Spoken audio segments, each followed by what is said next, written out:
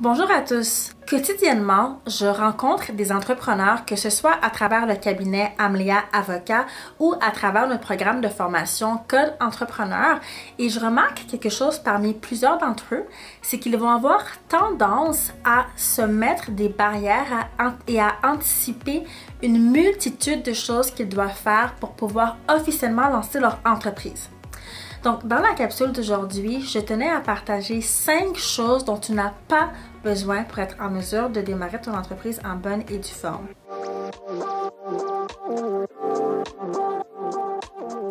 Déjà de 1, lorsqu'on travaille avec nos clients, on s'entend qu'ils doivent réfléchir à quel nom est-ce qu'ils aimeraient pour leur entreprise, quelle forme juridique, quel type de contrat, comment se protéger, qu'est-ce qu'ils doivent faire. Il y a une panoplie de choses à prendre en considération.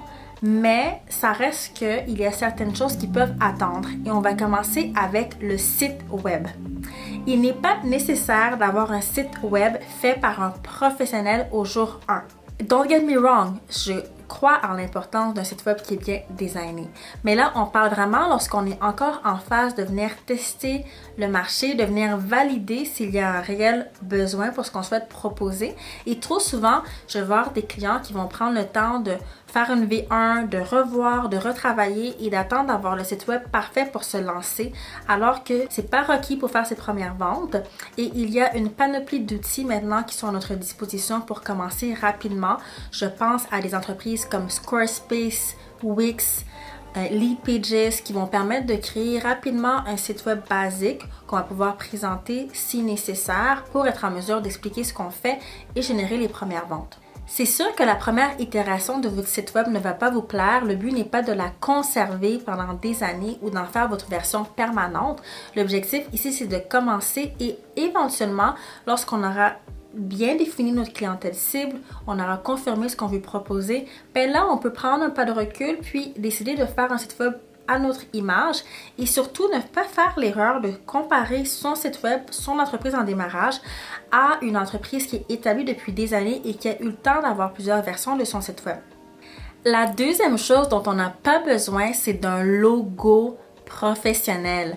J'ai une annonce à vous faire, mais personne ne se soucie réellement de votre logo et de votre branding, mais tout ce qu'on veut réellement, c'est de savoir qu'est-ce que vous offrez et est-ce que vous livrez la promesse.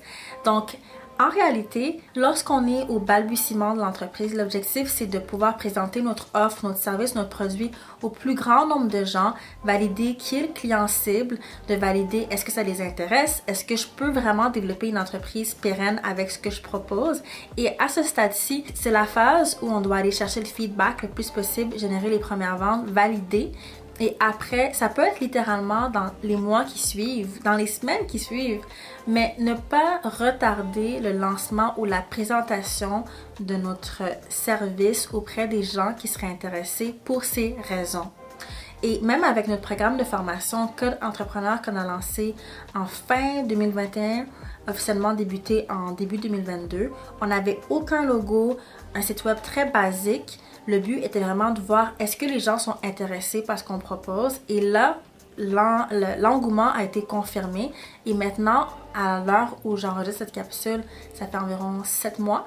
Et en ce moment, c'est là qu'on est en train de travailler avec la designer pour définir une image de marque, un logo, un branding qui correspond à la clientèle qu'on a pu développer. Donc, on a pu leur parler. Et là, on est capable de construire quelque chose qui correspond à notre image et également à leurs attentes et à ce qu'on a déjà promis. Troisième point, il n'est pas nécessaire d'avoir une équipe au jour 1. Mon conseil, démarrez, on démarre souvent seul et construisez votre entreprise en ayant en tête le fait qu'éventuellement vous allez être accompagné et que vous allez recruter. Par conséquent, documentez vos processus dès le départ. Ça, c'est quelque chose qu'on fait rarement lorsqu'on débute. Donc, nos processus sont dans notre tête et ça fait en sorte que lorsque vient le temps vraiment de recruter, c'est difficile de déléguer puis après, on n'arrive pas à se projeter parce qu'on n'arrive pas à expliquer correctement. Donc, commencer seul, c'est très correct d'être un one-man ou one-woman show au départ et ensuite, une fois qu'on a vraiment confirmé ce qu'on souhaite présenter, ce qu'on souhaite offrir, et qu'on a une demande qui surpasse notre capacité à fournir, ben là, on peut envisager de voir qui est notre première recrue, par où on veut commencer, avec quoi est-ce que j'ai besoin d'aide. Une autre chose dont vous n'avez pas besoin tout de suite, c'est de payer pour de la publicité. Donc, il arrive qu'on rencontre des entrepreneurs qui démarrent leur entreprise et avant même de valider s'il y a réellement un fit sur le marché, vont déjà vouloir payer pour la publicité Facebook, Google Ads ou autre, en espérant que cette publicité va leur permettre d'être devant les bonnes personnes ou devant ceux qui auront besoin du produit et de générer des ventes. Mais la réalité, c'est que si on n'est pas en mesure de générer des ventes de façon organique ou sans publicité, est-ce qu'on a vraiment un produit qui va intéresser les gens avec de la publicité? Donc concrètement, mon conseil à ce stade-ci, c'est de s'assurer de faire connaître l'entreprise de façon organique en créant du contenu, en utilisant les réseaux sociaux, en utilisant notre réseau, en développant des relations, voir est-ce que les gens sont intéressés, sont prêts à payer, si oui, tant mieux, et de là, réinvestir dans la société et de payer pour la publicité. Autrement, si on investit trop tôt dans de la publicité pour démarrer l'entreprise, on fait un peu de la publicité à l'aveuglette, dans le sens qu'on ne sait pas exactement qui on cible, parce que dans notre tête, on peut avoir un client idéal, mais en réalité, sur le marché, c'est pas lui qui achète, c'est quelqu'un d'autre. C'est pour ça que les premières ventes au début permettent de vraiment comprendre, ok, qui est intéressé, c'est quoi les raisons qui le poussent à consommer ce que je propose, et prendre tout ce data, et là, on est en mesure d'investir dans la publicité, parce qu'en réalité, cette publicité devrait servir à mettre de l'huile sur le feu, puis le faire grandir, mais un feu qui est déjà existant, et non essayer de démarrer son feu avec la publicité. Et la dernière chose dont vous n'avez pas besoin pour démarrer votre activité, mais qui peut faire en sorte qu'on retarde le lancement ou que ça nous prenne un temps fou, c'est d'essayer de développer toute une gamme de produits au jour 1. Si je m'explique, je vais rencontrer des entrepreneurs qui savent où ils veulent être dans 1 an, 2 ans, 3 ans. Ils savent les différents types de clientèle qu'ils vont vouloir cibler, mais qui essaient au jour 1 d'avoir déjà différents produits pour convenir à toutes ces personnes. On peut débuter avec 1 ou 2 produits, voir si ça intéresse, se lancer et ensuite ajouter d'autres gammes de produits. Je recommande de commencer petit et de grandir au fur et à mesure.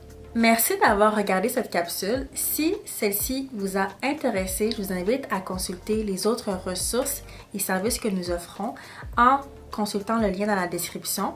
Vous découvrirez entre autres notre programme de formation Code Entrepreneur qu'on a conçu pour les entrepreneurs qui souhaitent bâtir et faire croître leur entreprise en toute tranquillité. Notre programme de formation inclut des modules de formation et également des modèles de contrat et également de l'accompagnement de la part de notre équipe sur une période de 6 mois. Merci et on se revoit dans la prochaine vidéo.